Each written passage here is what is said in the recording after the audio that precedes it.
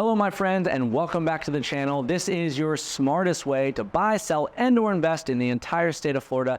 I am your host, Adam Hancock, for this video. And today, like the title suggests, we're talking a new and refreshed version of the best place to live list in the entire state of Florida for 2023. We're going to talk about the favorites. We're going to talk about where they're located, 3 things that make them special amongst every other place you could possibly choose. And as a bonus, at the back of each section, I'm going to tell you my personal favorite place to live within each city for this upcoming year. I hope you enjoy, and let's get into it.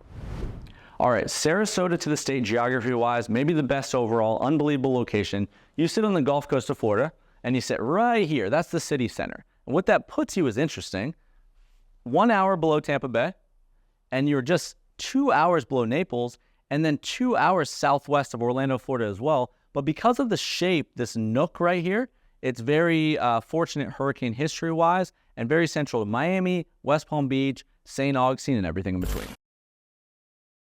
Okay, 3 differentiators of why Sarasota made this list. Number 1, unbelievable housing variety and diversity. You have 2 of the largest master plan communities in the entire United States with Lakewood Ranch and Welland Park. That's not enough for you.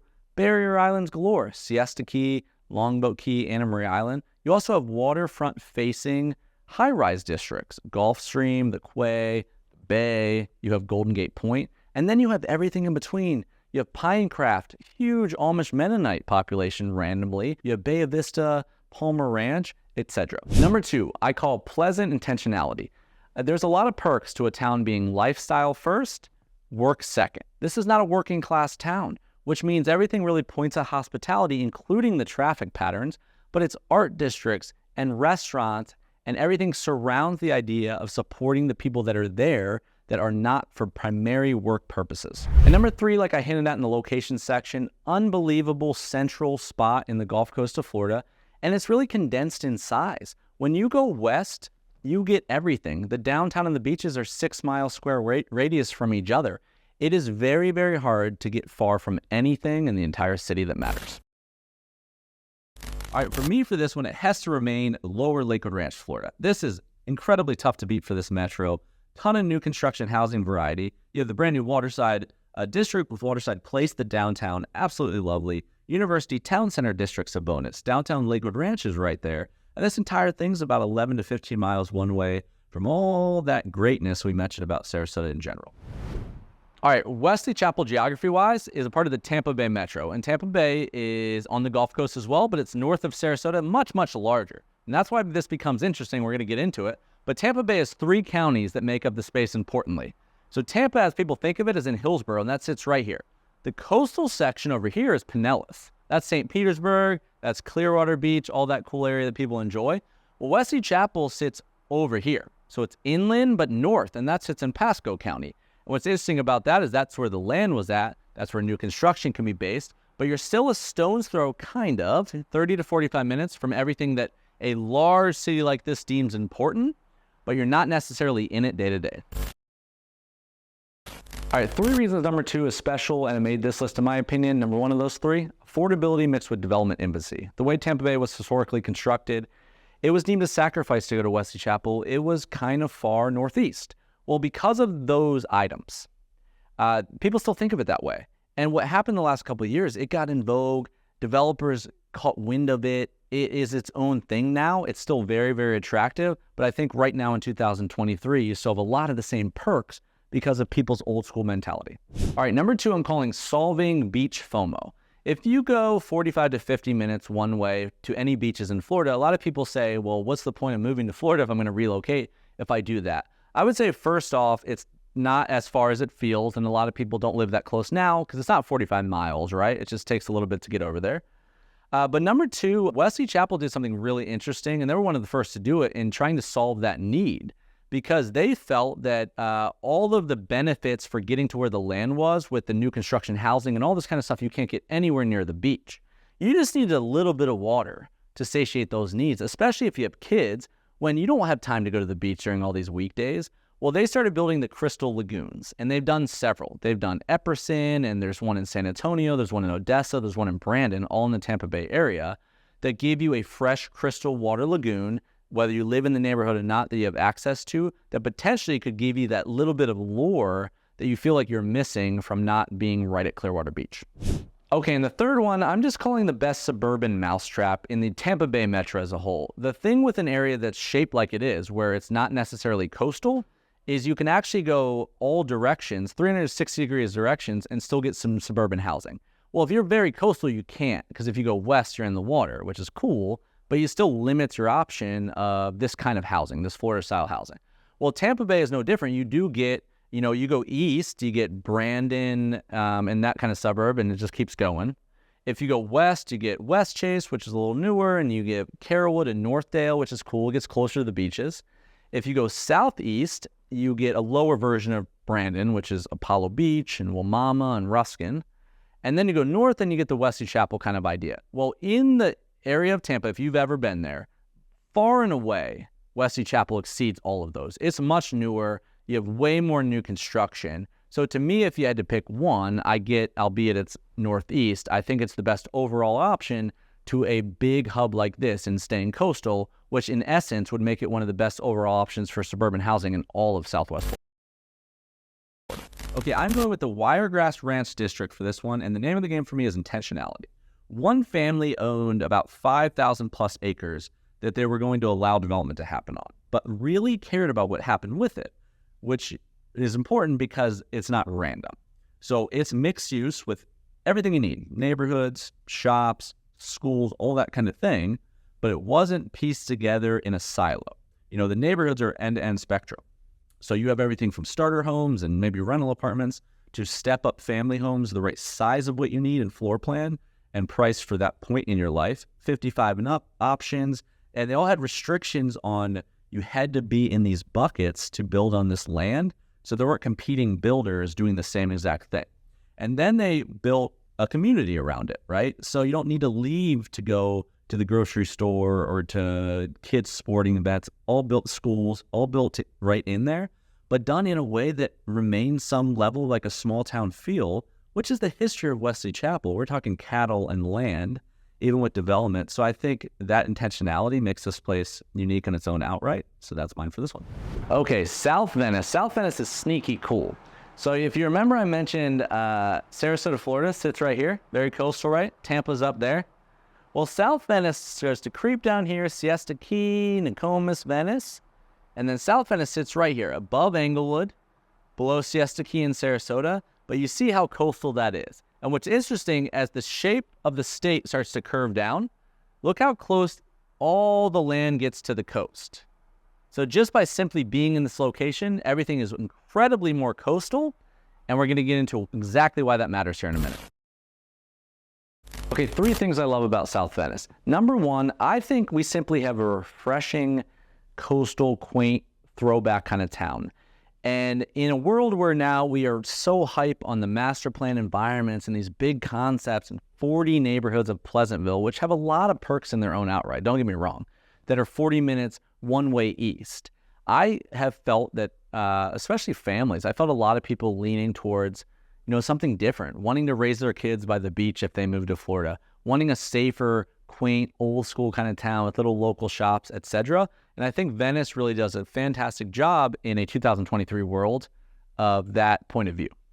Number 2 on the back of that is one of the most unique things about this area to the whole state, coastal proximity mixed with new construction housing. That is not commonplace. And the reason it's not commonplace is that this is the area that got the most mature first. This is where everybody went, right? So there's not land to go build a platted 10 neighborhoods next to each other in most districts to the state.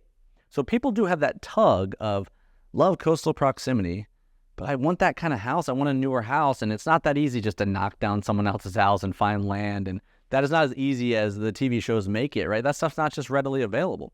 Well, then comes Welland Park. So Welland Park, a concept of 9 to 12 neighborhoods right now that covers South Venice, covers western South Northport, and then covers northern Englewood. And that's exactly what they did. It's about 9 to 12 different neighborhoods. It's all the main builders. And then they build communal amenities around it, which that's the perk of the master plan, is it's not just one neighborhood. It's multiple neighborhoods that come together for communal amenities. So you get more when you leave your neighborhood. And downtown Welland's amazing, shops and boutiques. And so you get all of that stuff. You get all of what Lakewood Ranch does in a mini version. And the entire thing's 18 minutes one way to the beach, depending on where you are. Then not just one beach, Venice Beach, which is like a different version of Siesta Key, a laid-back version of Siesta Key. Casperson Beach, which is the Shark's Tooth capital of the world. And Brohard Beach, which is the only dog beach in the entire county. So pretty unbelievable value there. Not many have it in the state. And that brings me to my number 3, is I think we're about to go into a territory where Venice, Florida is going to break out. Venice, Florida historically has been a offshoot of Sarasota. It's been Sarasota Junior. When I was growing up, Sarasota Junior. A little too far south, a little too far away from stuff. None of my friends lived down there. If you had a choice, you'd pick Sarasota over Venice. Venice a little older. Well, the median age is changing. The new construction housing is giving affordability. People getting kind of burnout from the Lakewood Ranches of the world has brought this one in vogue. And you still get the Gulf Coast location, and you accidentally get closer to Naples, and you're also not that far from Tampa, 2 major airports. I think it's going to stand alone here very shortly. Okay, here in my mind, you have to go with Welland Park. The hands-down favorite. It is the most unique to this district based on everything I just said. You know, several neighborhoods. It surrounds this brand new downtown. They built downtown Welland, dropped the whole thing 18 minutes one way from the beach.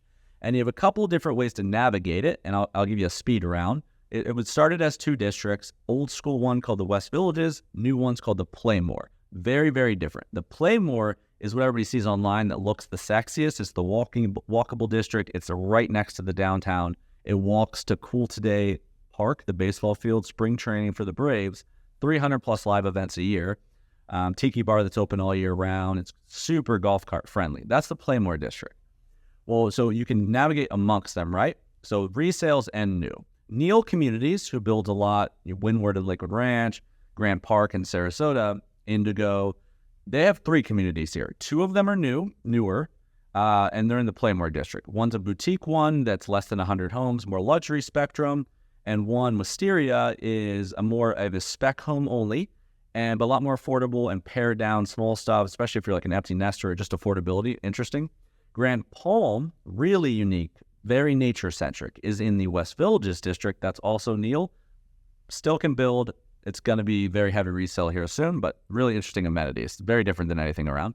Mattamy was a big player in the development of the new district, Playmore. They have Renaissance in the old district, and they have Sunstone in the new district. Sunstone's a nice happy medium of affordability, variety of floor plans, and they have amenities, and a lot of the new stuff don't really have a ton of amenities. Toll Brothers has a community in here, Solstice, which if you love the luxury version of Toll, this is their more affordable play, just not as ham as some of the stuff they've done in Lakewood Ranch. So that's an interesting option, and there's more and more coming. Welland Park Golf and Country Club is Lennar's golf community here. They have Sarasota National on a resale in the same district, and they have Grand Paradiso without golf on a resale as well. Sam Rogers, custom home-wise, one of the most unique things you could do here is called Grand Place. So check that out. But again, reach out to me. I have videos on this specifically, but I would go with Welland Park as my favorite district right now in South Venice. Okay, the 30A district, I said a place like no other, also a location like no other. So I have this really zoomed out on purpose. Number 1 on the list here. Number 2 on the list here. Here. Number 3 on the list here. 30A district way over here. And Alabama here and Mississippi here. This is the true Florida Panhandle. It is a silo. It is completely on its own, but there are many reasons that if you lean into that, that could be a real advantage. And there's a main reason here that most of our list exists here, and this one on the list exists here. All right, 30A differentiators. Number 1 on that list, you have a beach town peacock of sorts. 12 plus distinct beach towns that all have their own kind of vibe. You have everything from Seaside, which is where the Truman Show was filmed, so it literally looks like that. It's a Pleasantville but very coastal, to a mini replica of Greece and everything in between. So a little something for everyone. Number 2, you're going to see a real theme here, but a place like no other. I want to harp that again. This is on its own. It is truly like nothing else, but it feels like a choice when you're choosing that if you're looking in the state of Florida. There's a lot of towns that aren't that different from each other. There's a lot of Gulf Coast to Atlantic to South Florida to Northeast Atlantic that don't look all that different. It just kind of changes the water and the housing. If you choose to live here, it truly is going to be like nothing else, for good or bad. And number 3 on this list, I'm calling a non-touristy escape. In a refreshing way, you don't have all of the overdevelopment. You have a very family-friendly environment, a very intentional choice of people living here. Because it's so far over in the Panhandle, basically almost in Alabama, you have just a calmer, more docile in every nature. Yes, a vacation town, but not near in a way that some on the other side of Florida get. Okay, here I'm going with a town by the name of Watercolor. And think of Watercolor as a slightly newer, a bit more character-laden version of Seaside. And Seaside's that Truman Show, Pleasantville, people say like the perfect coastal beach town. Well, Watercolor is going to give you a little bit more texture. Pastel-colored houses, they're going to be slightly newer, a little bigger, which is nice. And then you top all that off with this like dune coastal lake, I think called Western, that it is here as well. But just a little bit different and a cool vibe if you're not super familiar. And there's even an inn that's very, very popular, like a inn, like hotel kind of inn, that is very popular to visit if you wanted to see for yourself. Okay, geography-wise here in Orlando, I'd mentioned it's central, and it is truly central. You see landlocked, right? But if you view that as an advantage, one, you have all the perks of that larger metro, but now you have Atlantic and you have Gulf. You go back and forth and you can go north to south pretty easy. It is truly central to the state, not just central to one of the coasts. So you have Cocoa Beach, you have Titusville with the space shuttles, you have Melbourne right here, and then right over here you have our number 2 on the list, Wesley Chapel, and you have Tampa Bay and you have Lakeland in between. So if you don't value the coast as it needing to be within an hour and a half or so, then Orlando, Florida could offer you a lot of advantages from the pure span of it. All right, 3 things that really make Orlando, Florida special. Number 1, I'm calling not just Disney. Low-hanging fruit. I get a lot of people are really into Disney and theme parks, and if that's for you, this is 100% the district. But it's not just that. You know, the reason that those theme parks are there is this is a hub. It's a hub to the state. And the hub brings a lot of perks economically. You have tech, you have jobs, you have school, and a lot of ways you can progress a little more seamlessly in this town than a lot of coastal towns. And on the back of number 1, number 2, I would say a place to continually to reinvent yourself. As you progress from a young age through school to family, all that kind of thing, a lot of the places in Florida might make you leave the town. You might not be able to get jobs in the same town you grew up. You might want to retire in a different town than you worked your formidable years. But with Orlando's kind of major hub environment, you have everything from family suburbs where they're the size of coastal towns just within the town that are very different than a lot of people have ever experienced on vacation. You have college towns in downtown Orlando, you have Lake Nona, and you have everything in between. So a place that you can kind of stay and do your whole thing right there. And lastly, I would just mention the central location again. Not everyone just wants to go right to the Gulf Coast like myself necessarily.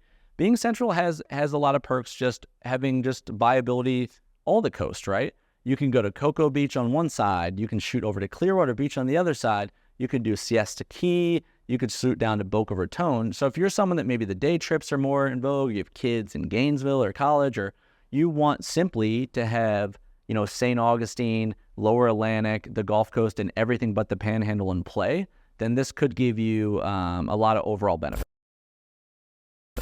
Okay, here I'm going with the area of Lake Nona. This is, I believe, technically the fastest growing district in all of Orlando, Florida, and one of the fastest growing in the entire country as a whole. And the key here for me is innovation. This is a mixed-use space with multiple neighborhoods and several large notable businesses like Verizon and pieces of Disney are moving over this way. There are communal downtowns. It is live, work, and play in every sense of the word. But it's done in an incredible contemporary and unique way. There's art installations. There are autonomous vehicles. I believe this was the first place to do it in this way in the country. Autonomous shuttles that are taking you around, wide walkable sidewalks. And it's just lovely, it's clean, and it's techy. And for a hub like Orlando, I think it's a refreshing kind of welcome. And would be a really interesting place to at least start your search. Okay, so geography-wise, we are staying coastal, but in a sneaky way, very different than we've done in the video so far. So a quick frame, number 1 and 2 are over here, the Sarasota, Florida, so we're coastal and we'll Gulf Coast. But we're going to head all the way over here for the first time to the Atlantic coast for this one. So St. Augustine is going to sit very northern in the state as well. So we're not only coastal, but Jacksonville sits here, and the Palm Coast, Daytona Beach sit here. St. Augustine sits right here. So you have proximity to a whole different part of the state, which really is a different world. The weather's different. It's much closer to Georgia. Jacksonville is one of the biggest areas in the contiguous United States. But St. Augustine sitting there being a very, very different metro than any of those, but also giving you proximity to other cities that if you like those more than some of the Gulf Coast or the Panhandle, then this would be your coastal beach version to sit right by them. Okay, St. Augustine, 3 things that really stand out to me. Number 1 on this list, for someone like me that has young children, this is the number 1 public school district, entire state of Florida, St. Johns County. You have a lot of lovely districts to live around there, including Nocatee. But this is number 1, with Sarasota, Florida being number 2 when it comes to public schools. Number 2, if you are a history buff, if you're into this kind of thing, this is the oldest city in the state, as I mentioned. So if you're into that kind of thing, you have historical sites, you have old buildings that are restored, and there's a lot of cool things that the town kept intact that you can take advantage of, whether you have kids or not. And number 3, I think this is a quaint coastal home base with a nice, very large metro above it. I mentioned Jacksonville being so large, I think 13th biggest in the contiguous United States. Well, being able to live in a town like this and then shoot to a district above like that is the perfect mousetrap for someone like me who maybe I want to work in the city or I want those kind of things available. I don't just want to sit at the beach all day, but I don't necessarily want to come home and be in the muck of it all the time. This could be a nice thing to satiate that need. Okay, for this one, I'm going to mix it up, and we're going with Cordova Palms. Cordova Palms is basically a brand new construction mixed builder community that is located within St. Augustine and St. Johns County.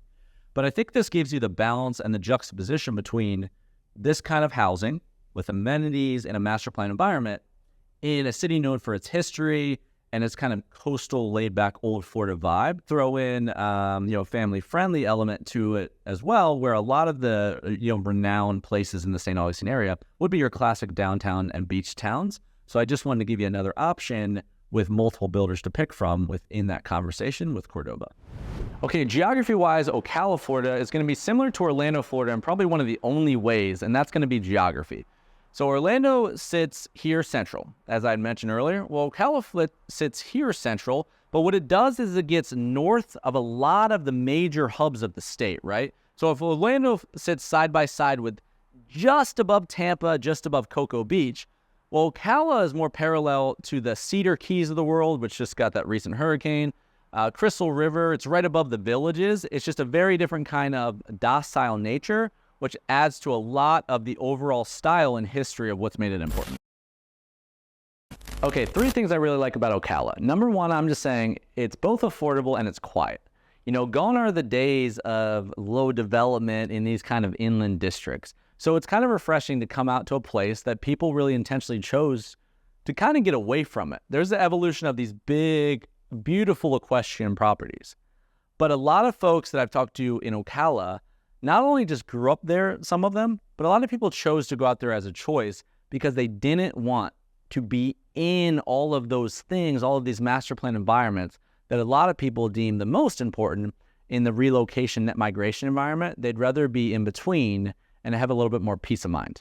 Okay, number 2, with all of that being said, this location, because of its central nature, does put you in close proximity to some of the things you might want to reach in and out of. And a couple of those would be, one, Orlando, Florida itself being just southeast of it. You also have the Villages. The Villages is actually the number 1 master plan in the entire United States. Lakewood Ranch is number 1 for multi-gen, but the Villages is number 1 overall. Very unique place. It's got to be for you, but you are not that far from there. So if you wanted access to that. And the third thing is Gainesville. So I don't know if you have any ties to the University of Florida, maybe you have kids that go there, but you would have proximity to shoot in and around these areas without having to necessarily be in them day to day. And number 3 for Ocala, I would just say simply how nature-centric it is in kind of a throwback Florida way. There's a lot of ways to get out and about to enjoy all that sunshine. All of it doesn't necessarily have to be on the coastal waters. So if that's something that you have enjoyed historically, then this is a really good spot for that. Okay, Quail Hollow. This is your classic, mature, just overall beautiful Central Florida offering. You're going to have a little bit for everyone in here. Single families to townhomes, there's villas mixed in. varying degree of front elevation styles to satiate everyone's needs. And most importantly, this is a relatively affordable community that's close to everything that the greater Ocala area that you are choosing to move to has to offer. You know, you are close to Silver Springs Park, nature trails a stone's throw. You can shoot north to I-75 to access the rest of the city. So I'm going with this one for a number 7. All right, number 8 on the list, geography-wise, now that we have a little bit of context. This is a small town, but we're heading back to the Atlantic coast of Florida, and Vero Beach sits right here on the coast. So just to frame it up, we have St. Augustine up here, Melbourne, and then down below it, we have Port St. Lucie, Fort Lauderdale down a little bit further, and Vero Beach to the state basically shoots directly across, and if you're familiar with Longboat Key, that's Sarasota, Florida based, it's directly parallel to it, about 3.5 hours across the state. All right, Vero Beach, 3 things, continues to be underrated in my mind. Number 1 is, like I mentioned, I think it's a hidden gem. So even in the busiest of seasons, this place continues, in my opinion, in perspective, to have kind of a slow, busy season. Traffic's never that bad. You can find beach parking, and it's not near as bad as some of these way, way, way more popular districts. Okay, number 2, for all its goods and bads, is you have a very intense scrutiny from this area on development. So you're not going to see a bunch of high-rise condos all over the place. You're not going to see all this overdevelopment, which gives you a way more protected vista and landscape when it comes to the historical nature of Vero Beach's coastal environment. But it also gives you a little bit more small town, small business friendliness, because you're not just seeing a bunch of new chain businesses kind of pound through what was already there, because of how serious the county takes in protecting that. Okay, and number 3 that comes along with all of that kind of old school nature I described is you just have classic Florida amenities right there on the Atlantic coast. You have seafood restaurants, you have plenty of golf, and if you like this kind of pace of life, you really have everything you need when it comes to what you picture of living on the Florida seaside. Okay, for number 8, I am going with the fan favorite, and that is Central Beach. And true to its namesake, it is central to everything that makes this place special. You know, the shops and the restaurants, it's walkable, beautiful, mature landscaping, it's picturesque, and I think just a fantastic representation of what the community of Vero Beach is trying to embody. Okay, Cape Coral, Florida. Geography-wise, this interesting city is basically sandwiched, and it's sandwiched between Naples and Sarasota, and that's what makes it interesting in a lot of ways. So Gulf Coast-based, Sarasota sits here, Naples and Marco Island sit here, Fort Myers is here, well, Cape Coral sits right here. So just water access all the way around, but just out of the stretch of the very major hub cities that surround it. All right, my 3 things I like about Cape Coral for 2023. Number 1, you still have some surprising affordability when it comes to water-based lifestyle. Maybe not what it was 10 years ago, but where the surrounding areas on the Gulf Coast of Florida have gone in price has gotten wild since even 2019. Well, Cape Coral still remains a place that you can take that same pot of money with maybe a 25, 30, 40% discount and still have relative access to all the same great things that make this part of the state special.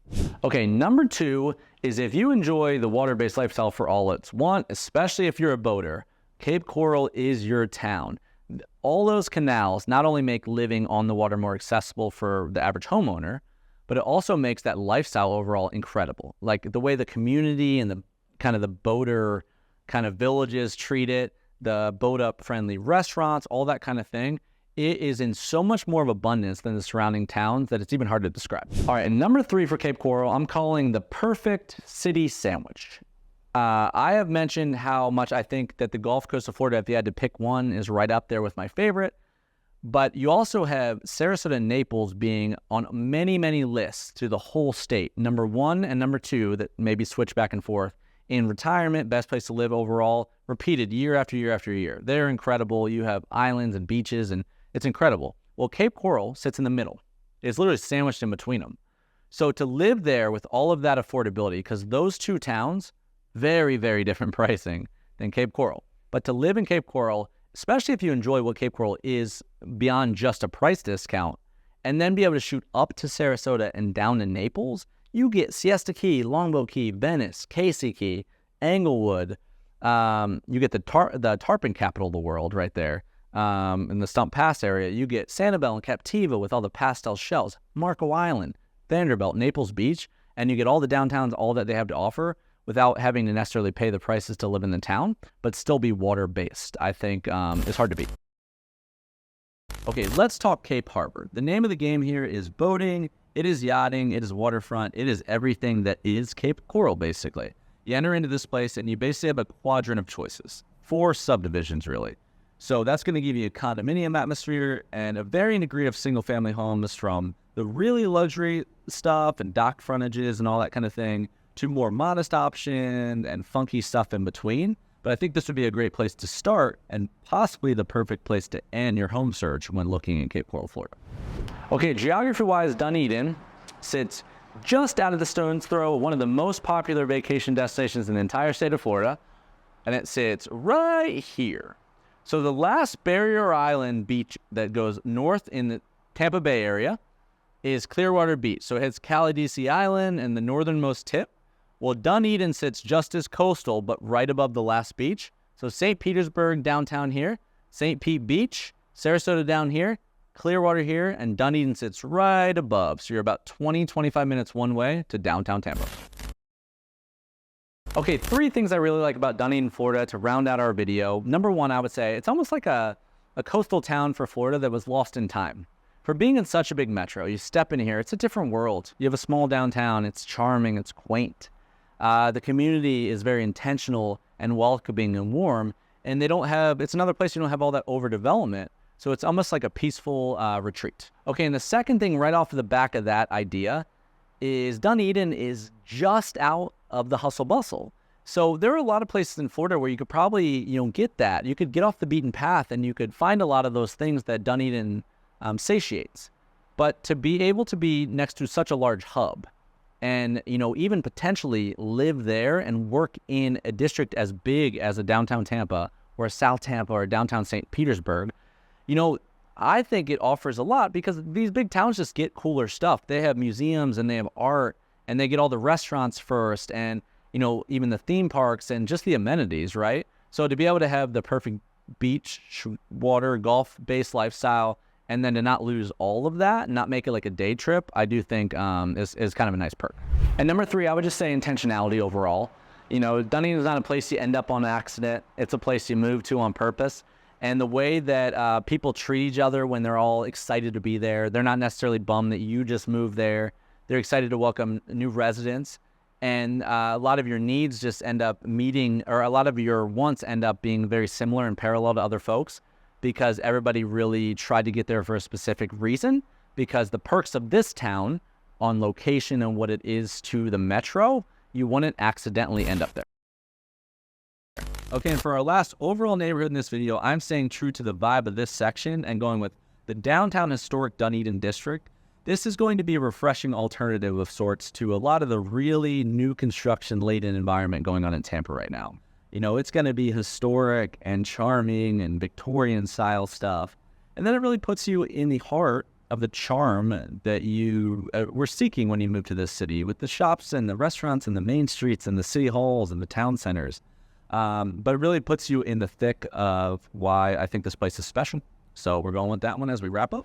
All right, my friends, that is a wrap on today's video on Florida's smartest way to buy, sell, and or invest. If you enjoyed it at all, add you even a little bit of value, please consider liking and subscribing. That's just the best way to find out what's going on next.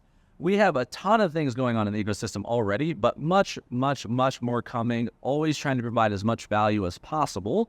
So please consider that. Beyond that, a couple housekeeping items for you.